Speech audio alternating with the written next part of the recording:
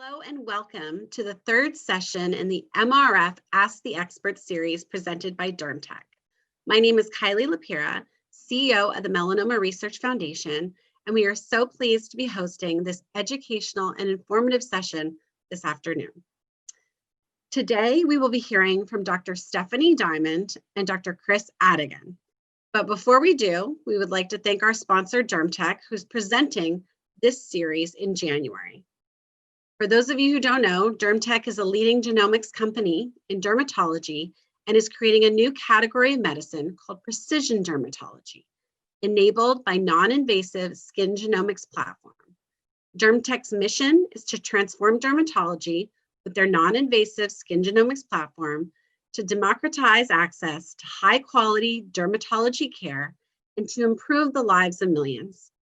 DermTech provides genomic analysis of skin samples collected non-invasively using an adhesive patch rather than a scalpel. DermTech markets and develops products that facilitate the early detection of skin cancers and is developing products that assess inflammatory diseases and customize drug treatments. The MRF is so pleased to partner with DermTech on our Ask the Experts series, which aims to touch on topics to help educate and empower the melanoma community. As I mentioned, this is our third session, which will be focused on PLA and the advancements made in telemedicine. This session will also be recorded and put on the MRF's YouTube channel for viewing later as well. Please note that the information presented during today's session is for educational purposes and that any treatment questions should be directed to your healthcare provider. We would like to encourage everyone to visit the MRF's website, melanoma.org, to utilize our free resources like our Treatment Center Finder, Clinical Trial Finder, and our Ask the Nurse service, where patients can connect with our nurse and ask her questions directly. For questions regarding today's session, please put your questions in the comments section on Facebook, and we will reply directly following the presentation. Now it is my pleasure to introduce our first speaker, Dr. Stephanie Diamond. Dr. Stephanie Diamond is a board-certified dermatologist and diplomat at the American Board of Dermatology. She received her medical degree and completed her residency at Wayne State University. She's worked as an attending physician for the university as both clinical faculty and volunteer faculty since her graduation. Dr. Diamond has a special interest in skin cancer surveillance and detection, dermoscopy, and medical dermatology. Following Dr. Diamond's presentation, we will hear from Dr. Chris Adigan, who's also a board-certified dermatologist at Dermatology and Laser Center of Chapel Hill. Dr. Adigan received her medical degree from the University of North Carolina in Chapel Hill. After her residency in dermatology at the UNC Medical Center in Chapel Hill, she completed her training and joined the faculty at NYU Medical Center. Dr. Adigan has published numerous articles in medical journals and chapters in books. Now I'm going to turn it over to Dr. Diamond, who will conduct her presentation on PLA and telemedicine. Dr. Diamond will then be followed by Dr. Adigan, who will dive into recent developments in telemedicine. Dr. Diamond? So I'm Dr. Stephanie Diamond. I'm a dermatologist who practices in the Livonia area of Michigan. And I'd like to present my experience, my patient's experience in regards to the new technology, new detection mechanisms for melanoma. So thank you again for having me, and thanks for following along.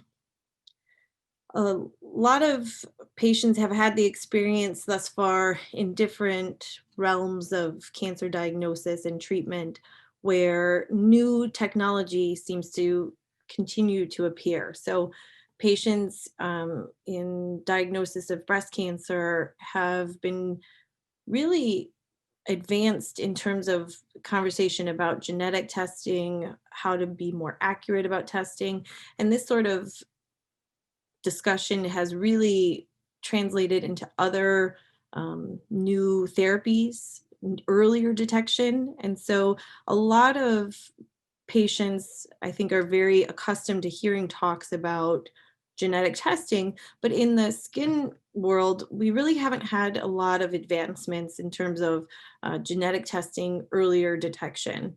So when it comes to melanoma, I think everyone has always wanted to be a lot earlier with diagnosis and therefore providing a better opportunity for treatment, but we really haven't had the science to keep up with that. So for example, in breast cancer, colorectal, now prostate cancer, we're starting to have a lot more advancements. And so it's really been beneficial to me and my patients to now have that similar sort of advancement with melanoma detection. Because at the end of the day, with melanoma, we really want to find things very early because cancer is something that, when caught early, has a lot of different treatment options. And unfortunately, as a lot of my patients know, there are stages at which you can catch melanoma that make a really big difference for the overall patient outcome. And when I talk to patients about why this happened, why did melanoma occur, I usually talk to them about how there's a certain predisposition genomically, a genetic predisposition that, when combined with a certain threshold of environmental factors like radiation from the sun, those two things combined really lead to uncontrolled growth. And so when we're talking about melanoma, not every mole is destined to be melanoma. In fact, I tell patients all the time that moles are our friends until they're not. It's only once those environmental factors hit the genetic factor that was already predisposed that we lead to the accumulation of cells, or in the case of melanoma, the accumulation of melanocytes that lead to cancer. And when I talk to my patients about detection, it's most of the time in this middle ground where it's still difficult to detect on a patient's full body skin exam. But with new tools like the DermTech technology, I'm hopeful we're getting even earlier and earlier detection, definitely before it becomes very obvious on the far right of your screen. And we all know that early detection is just so important. I pulled some data, which some patients may be familiar with, about the thickness of the melanoma really dictating the survival rate. And the Melanoma Research Foundation had the guidelines listed. We talk to patients about depth of tumor invasion. And so when you talk about the difference to the naked eye of 1 millimeter and 2 millimeters, to look at that, that is so small. But under the microscope, it can make a tremendous difference for patient survival. And so my goal as a provider is always trying to find the melanomas as early as possible, and really capturing this group of patients where we do see close to 100% survival, because that's what we want to see. The earlier detection, the better. And so when I talk to my patients about melanoma detection, I really talk about a partnership. It's about providing access for those patients to get in, to really make sure that when they notice something changing, or when they notice a potentially new mole, that I'm available to them in order to make that investigative decision with them. If patients can't access their provider, whether it's due to COVID or due to a scheduling conflict, it really can unfortunately prolong how long patients go without access for a diagnosis. And so when I think of what we're doing both with patient care, with our pathologists, with our staff, we're really on a team here. And I ask all of my patients to really keep me included when they're doing their skin checks, so that although they get to see their own skin once a month, I may only see their skin once every 6 months.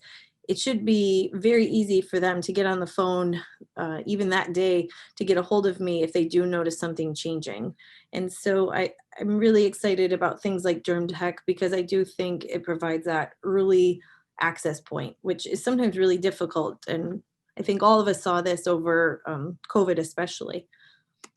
So the DermTech technology, if you're not familiar with what it is, it's a smart sticker essentially that allows me to perform a molecular biopsy that is non-surgical. And I think that's really beneficial to patients, to myself, because at the end of the day, you want to have early detection, but you also want to have accurate detection.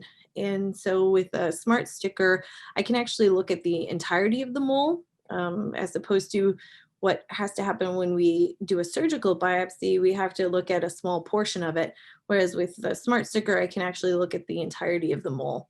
And this has allowed me to provide a sensitive tool for my patients, meaning I'm able to capture a lot of potential disease, but at the same time, I'm not having to create a permanent surgical scar due to that investigation. So it's been a really useful tool for myself, and my patients' feedback has been that they're very appreciative of this tool as well. So it's very simple. I have a team of medical assistants that assists with the application of the sticker, but I also have used the sticker with patients at home. And anecdotally, the patient found it very simple to use. We ordered the kit, it arrived via FedEx, and they were able to do the sample themselves in the comfort of their own home, which is really helpful, especially to get such a in detail genomic analysis of something where a patient's doing it in the comfort of their own home. I know I appreciated that, and the patients also appreciated that. And then based on what we learned from the molecular biopsy through the smart sticker, we can really take the next step, whether that's surgical or observation. It's really helpful to have that initial piece of information. So when I'm talking to patients about biopsy, it sometimes is confusing to patients whether, we're removing something, are we just taking a sample, how does this work? And so when it comes to the smart sticker, I think it's very comforting knowing I'm getting a sample across the entire lesion. And I really use this tool a lot for my patients as their initial investigation into a lesion that is suspicious. And that can take the form of a new mole. For a lot of my patients who've had melanoma before, a new mole is one of those signature things we look for to investigate. And so, for example, one of the cases over the course of COVID was in a patient who's had melanoma before. She's a very astute patient. She monitors her skin very closely. And during COVID, she noticed a new mole. And so what we were able to do is order the smart sticker technology for her. She was able to sample the lesion, and I was able to get the peace of mind, and she was as well, that that genetic biopsy of the mole was healthy enough that we could safely observe for the time being. Now this is of the sampling of the mole. It's not a genetic test like you might have heard about for other diseases that reflects the patient's genetics. This is a very sensitive tool for the genetic mutations of the mole. And so some of the changes would not even be noticeable very early on visually. Even using dermoscopy, which is something I use in my practice, it can be very challenging to tell at what point a mole has progressed beyond just a healthy mole into the realm of early skin cancer.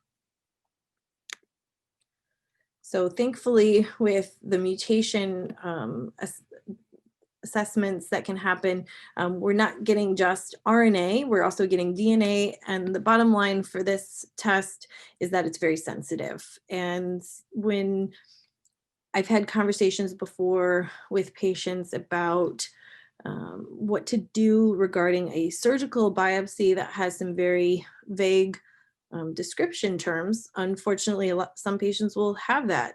A surgical biopsy sometimes leads to a diagnosis of a mole with moderate atypia. And that's something that when you've either had melanoma before or when you've been caring for someone who's had numerous nevi, you know how confusing that conversation can sometimes be. Moderate atypia, severe atypia. At the end of the day, we're all trying to just make sure that if something is melanoma, that we identify it and treat it very early. And so when I think of how I have really kind of changed my approach to patients with numerous nevi, I think about how I'm now able to molecularly biopsy them so that I really don't run into that conversation as much anymore about what to do next in terms of that atypia. I'm really focused on, is this a mole that needs surgical intervention or not? And then if it does need surgical intervention because of the test that we've performed, the DermTech test, then I know that that surgical intervention can be done following the AAD guidelines for the removal of a suspicious lesion. So it's really helped to clarify that conversation with my patients in terms of sensitivity, especially. And I think that's because as we learn more and more, we're going to see that there is this kind of bridge point where something goes from benign to melanoma. And right now, a lot of patients familiar with the term dysplastic nevi or atypical nevi really will see, I think, in the end of where that diagnosis finally goes, that we're really trying to get away from that terminology if we can determine how much of a mutation has taken place. So that's kind of where I'm excited about things that are earlier detection mechanisms. And I think it can really help guide patient decision making in terms of their surgical intervention. So that ambiguous lesion no longer has to be as ambiguous. I think the DermTech technology has really captured that area where an atypical nevus can cause a lot of confusion. And at the end of the day, if that really allows for an earlier diagnosis of melanoma and importantly as well, a early reassurance of a benign nevus, so we don't need a surgical intervention, I think that's very exciting to melanoma diagnosis and treatment. So in the COVID experience, I definitely had a lot of patients who were prolonging their skin checks. And thankfully, where I practice in Michigan, we were closed for a period of time, but then we opened back up and were able to get back to seeing patients in person. However, there's still patients who really either due to health concerns or privacy concerns are still really concerned about coming in person. And so I do think patients want something like the smart sticker. And when I talk to patients about what they would choose, many of them would choose to have a non-invasive molecular biopsy before they would move to a surgical biopsy. So another example of a patient I saw actually for acne over the course of the COVID lockdown. She really was focused on talking about acne. However, she did have a new mole, and it's very difficult over the telehealth format to evaluate with dermoscopy. That's not something I can do comfortably. So we were able to do a DermTech smart sticker for her. And now we can take that information and then either get her scheduled or observe it safely until she can come in for her full body skin exam. So I think it's not just the patients who've had melanoma who want to have another option for evaluating moles, but it's also those patients who maybe have never even heard of melanoma, and they want to make sure that their new spot is evaluated. And it's one of those things where as more and more information becomes available, we have to use that information as best as we can to find cancer early, and also make sure that we're not giving patients unnecessary scars too. And really, COVID was unprecedented in so many ways. In terms of the patient access, I'm so grateful I can see a lot of patients in person again. However, I know the need for at-home evaluation is still going to be something that we're going to do. I have patients who serve overseas. There's many reasons why we would still want to be able to do something at home. The pandemic's not over. So I'm still talking to patients about what else they can do at home. They find the process very simple, and if they do need that surgical evaluation, then we can go ahead and schedule them accordingly. But a lot of patients, because this is such a sensitive test, can have the peace of mind that if we do get a negative result, that they can schedule that 6-month skin check or that yearly skin check down the road, knowing that that new mole has been evaluated. And of course, this test has not replaced my traditional surgical removal of things that are obviously problematic. Unfortunately, once a month, I still have patients who, whether due to lack of education about changing nevi or inability to see changing nevi, still come in with very concerning spots suspicious for melanoma. And I would not be ordering the smart sticker for those folks who very obviously have a clinically suspicious melanoma. I think this test is wonderful, though, for those patients who have already had melanoma, are already very familiar with surgical biopsy, and really want to avoid another scar if they can help it. And I've also, like I experienced over the telehealth, used this patient test for folks who maybe aren't sure what to expect and really want some time to process what would have to take place for a surgical biopsy. So I think there's a lot of patients who have really appreciated using this test. The feedback I've gotten from patients is that they appreciate the investigation without the scar. So I see this being something very helpful for patients at home and in the clinician's office for sure. So I think that kind of concludes my experience with telehealth and evaluation. And I'll open it up for any questions and I'll turn it over. Thanks so much. Thank you, Dr. Diamond, for that great presentation. I'm just going to go ahead and cover some of this material and really how I use this technology with my patients. So my name is Chris Adigan. I'm a board certified dermatologist in Chapel Hill, North Carolina. So genomic testing, this is what DermTech is all about, and it is not new technology.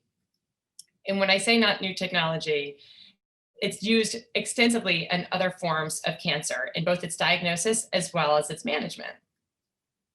So really, I think a really important piece of all of this is just understanding that cancer is very much what we consider a genetic disease. Cells get a problem in their DNA and they no longer replicate appropriately with the type of kind of checks and balances from the rest of our body and our immune system. So really, genomic testing has transformed the way we manage and diagnose so many different types of cancers. And this slide really shows for breast cancer, colorectal cancer, prostate cancer, and now melanoma. So this is another kind of slide that shows with illustrations how first cancer starts with just 1 or 2 cells that are no longer replicating appropriately because they have abnormalities in their DNA. And oftentimes we have to wait until there are many of these abnormal cells before we can visually diagnose them. Specifically, when it comes to melanoma, we're taking a piece of your skin and looking at it under the microscope to make this diagnosis, which means we have to be able to see those abnormalities. In order to see them, there has to be many abnormal cells. And what we have found is that even with this technology, even with phenomenal training of our dermatopathologists, the yield is still not great. In fact, we think that there's a pretty high rate of misinterpretation of melanoma diagnosis. And that goes kind of on both sides. Like we may overcall something that isn't quite melanoma or undercall something that actually is melanoma. So what we need to do are think about ways that we can improve this technology, and that's exactly what DermTech has done. And this is a study that was published in the British Medical Journal in 2017, and it really shows how we have a lot of area for growth in our ability to diagnose accurately early melanomas. So melanoma in situ is a curable diagnosis, whereas melanoma that's already become invasive is much more, it's a totally different management plan, and the survival starts to diminish quite dramatically. So if we catch a melanoma early, we can cure the disease. So the sensitivity for melanoma in situ based on a biopsy was really only about 65%. And they found that 42% of these cases were underdiagnosed. So we're missing these early melanomas or early melanoma in situ. I'm not sure why it keeps going backwards, but I'll just forge on. So this is the DermTech pigmented lesion assay. This is where it comes into play. And it's a sticker. And a lot of my patients are just so happy that I don't have to cut on them, especially if they're high-risk patients or they have a lot of what we call nevi or a lot of brown spots, and they are concerned that I'm going to have to do biopsies at every single visit. So it's a lot for them to recover from. But then there's the flip side, right? They're afraid I'm going to miss something. And what this sticker biopsy allows me to do is select to sample cells specifically from lesions on their body without an actual biopsy, without a wound for them to take care of. And it is even more sensitive than me taking an actual biopsy, because in the little sticker biopsy, we're taking the samples of cells on the surface of that lesion and testing for high risk genes. And so we call it, the non-invasive smart sticker has really revolutionized the way that I manage my patients, both high risk and low risk patients. And I think that there are a lot of people out there that don't want to go to the dermatologist. Not only is it a rather awkward exam when we're looking at all of your skin, but they're afraid. They're afraid of a diagnosis. They're afraid of being cut on. There's so many layers to it. And so not only has having this technology, I think, improved my ability to accurately diagnose early melanomas in my practice, I think that it's also making it a more welcoming experience for patients. And so hopefully we can catch these diagnoses early, cure patients, and help them with their sun protective behaviors going forward. And also reassure patients that are high risk. Maybe they've already had a melanoma or a number of what we call severely dysplastic nevi, which are atypical but highly concerning moles that we've had to remove, and they're anxious. And I'm able to lower the anxiety. We're able to not do so many biopsies, right? Actual biopsies that leads to a lot of wounds for them to take care of. And especially when they may be totally benign and that's a wound they may not have needed to have. When I do a sticker biopsy, if we need to move forward because it's gene positive with an excision, we're all on board, right? The patient knows it needs to be done. It has one of these abnormal genes. I feel good about it. So if we have to do a procedure, we feel good about it. And then if we are able to skip a procedure, that's also great. So there's the smart sticker, that's what the DermTech PLA or pigmented lesion assay, that's the technology that we use. There's the gene analysis, and then we get the results. If it's gene positive, we're doing a biopsy. If it's negative, or what we call an excisional biopsy, if it's negative, then we know that we can just follow it. In my practice, I actually take a picture of every single lesion that I'm going to use the DermTech technology with, because our bodies are constantly evolving. So when I see them for the next skin check, I will still check that spot and we can follow those pictures, even if it was gene negative to begin with. The human body is an evolving thing. So over time, we need to be able to monitor you, and we may need to do multiple DermTech PLAs or smart sticker biopsies over time if it is a concerning lesion or it shows any clinical changes over time. So these are the genomic targets, right? Link and PRAME are the PLA, and soon to come is the PLAplus with one more gene to look for. And I think that what you can see here is that both Link and PRAME are present in very high numbers. So 84% of confirmed melanomas and 83% for PRAME of confirmed melanomas have these genes present, right? And so this is just kind of another schematic, I think, that shows that over time, when you first have a benign lesion that moves to what we call an atypical or dysplastic nevus, it starts to have some of these characteristics. And by the time it reaches full-on melanoma in situ, you're seeing link positivity and PRAME positivity over time. So if we can catch them early, we can actually improve survival. And again, here's the actionable information. So if you're going to do a test, you should have your results should guide your clinical management going forward. And that's exactly what the DermTech PLA or sticker biopsy allows us to do. If it's gene positive, we're doing an excisional biopsy. And if it's gene negative, we're monitoring. And this goes hand in hand. I work hand in hand with my dermatopathologist. I actually share my DermTech PLA results with him. If I am going to do an excisional biopsy, we work together. This is improving patient care. So here is an example of what a PLA test report will look like that comes to your dermatologist. If the gene expression status is positive, you can see here it was link positive, and that gives a risk status. And what we are defining now is how to manage that risk status. What I do in my practice, if it is link positive or PRAME positive, I'm doing what's called an excisional biopsy with 3 to 4 millimeter margins. If it is double gene positive, I'm oftentimes doing 5 millimeter margins. And so it just helps us, it's helping us guide us as we create the clinical criteria. Either way, my patients know the lesion's got to go if it's gene positive. And so those are those actionable results that we're talking about. And so this kind of shows that we have some ambiguity when we're going from a severely atypical lesion to a melanoma in situ. And you want to be diagnosed at melanoma in situ or beforehand, right? Because that's how it doesn't, if we diagnose it then and treat it then, no effect on your survival. So this allows us to, as dermatologists, I like to say DermTech helps me sleep at night, right? Because if there's something on someone's body and I know they really don't want to biopsy, but I'm too nervous just to monitor it clinically or dermatoscopically, then I know I have this tool that will test whether or not those concerning genes are present. And so then they don't have to have, an actual excisional biopsy. So lots of clinical data to support this technology. Many, many patients have been studied. Over 70,000 patient lesions have been tested. I'm sure that, even since this data was drawn, those numbers are only higher. It's extensively studied in multiple peer-reviewed medical journals. And this is how we as physicians are staying up to date, is with this level of data in these highly regarded medical journals.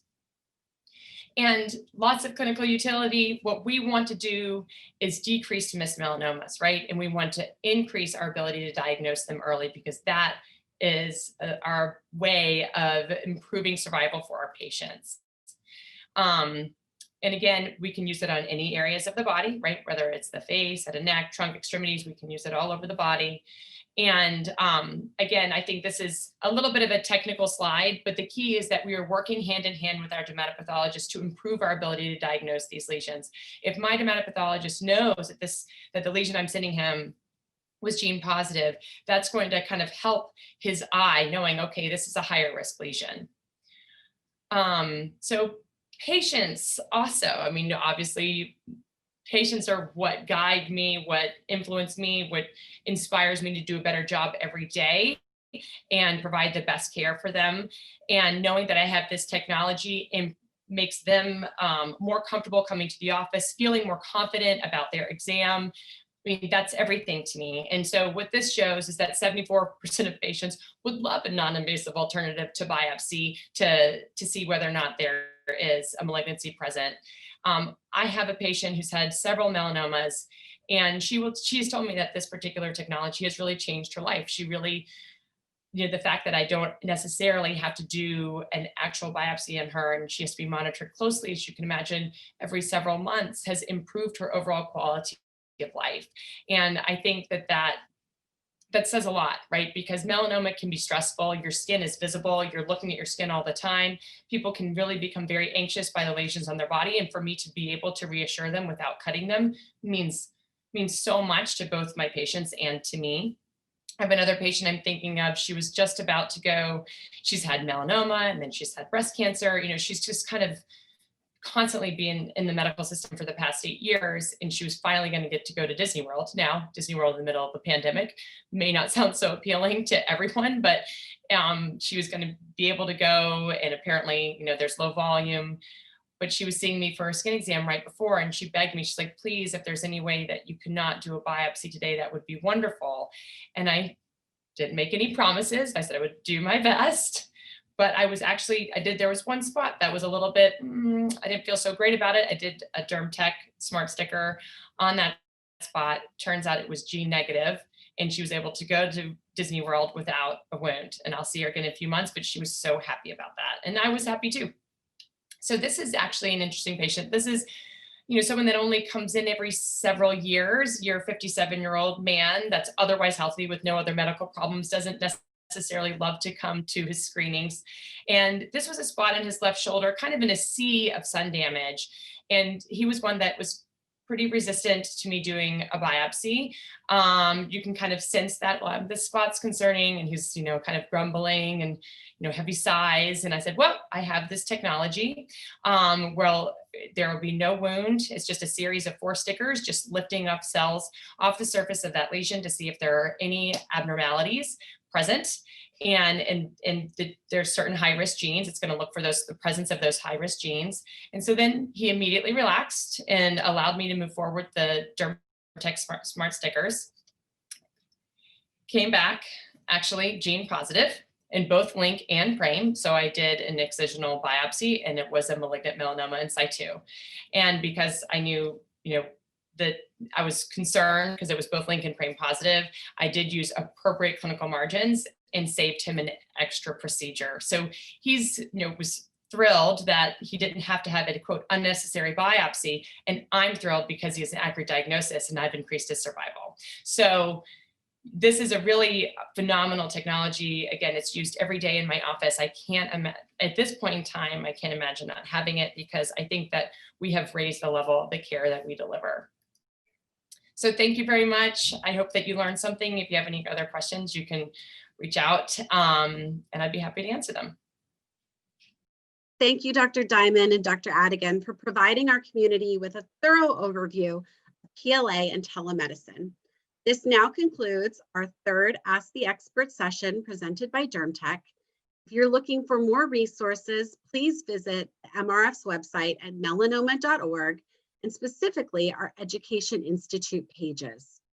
The 4th and final Ask the Expert session will take place next Thursday, January 28th at 12:30 p.m. Eastern, 9:30 a.m. Pacific, on our Facebook Live page, where we'll hear a presentation from Dr. Julie Karen at Complete Skin in New York City. She will cover the ABCDEs of melanoma and how to conduct a self-skin check. Again, the MRF and our partners at DermTech would like to thank Dr. Diamond and Dr. Adigan for their time today, their presentation, and their expertise. And we look forward to seeing you all next Thursday. Thank you.